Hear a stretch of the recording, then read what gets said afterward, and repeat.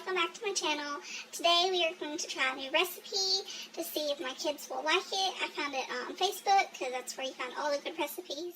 So this is what it's supposed to look like. I kind of loosely went off of the recipe, but it still turned out good. I'll leave the original in the description below.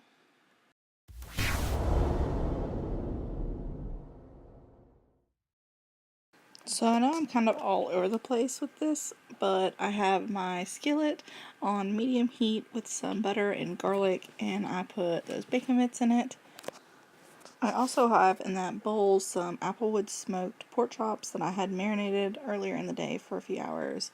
And this is just my bacon bits and garlic starting to saute.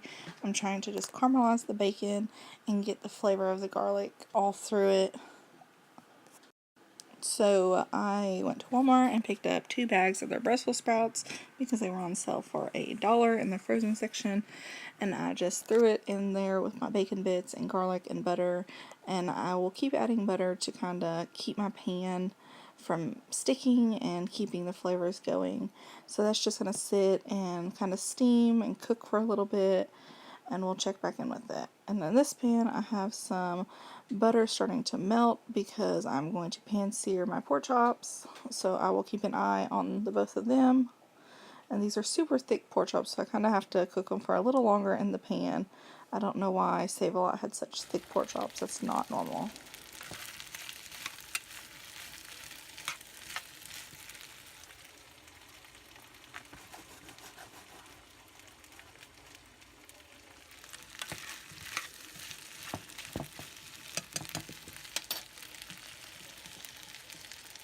So once I feel like the Brussels sprouts have started cooking all the way through, I'm going to add this half and half cream right into the pan to kind of give it a creaminess sauce over the Brussels sprouts, and that will just sit and thicken and kind of bring it to a small boil, so that way it'll start to thicken up.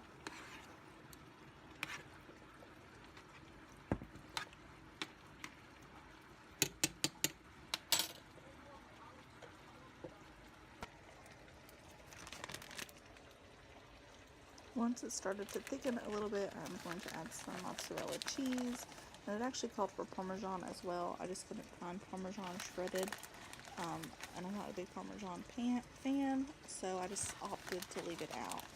However, I will add several handfuls of this cheese and let it kind of thicken, and then I will sprinkle the rest on top later.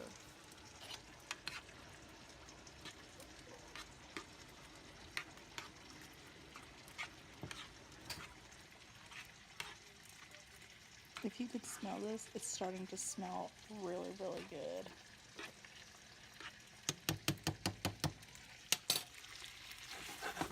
So I got another set of pork chops in the pan, and they'll be seared on both sides, and then I've been throwing them in the oven and keeping an eye on my Brussels sprouts. It's starting to become really thick, so I'm going to let it cool down and move it to a different eye so it can just kind of thicken a little more as it sits while I work on my pork chops, because they are taking longer than I expected them to take.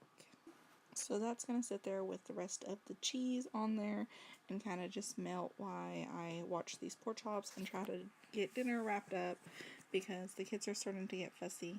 And this is what the final product looked like. I took some of the sauce and put it over my pork chop, and it paired really well with the potatoes. Well, not a total fail. Me and Jordan really enjoyed it. However, the kids weren't so keen on it. So I guess we'll try something new next time.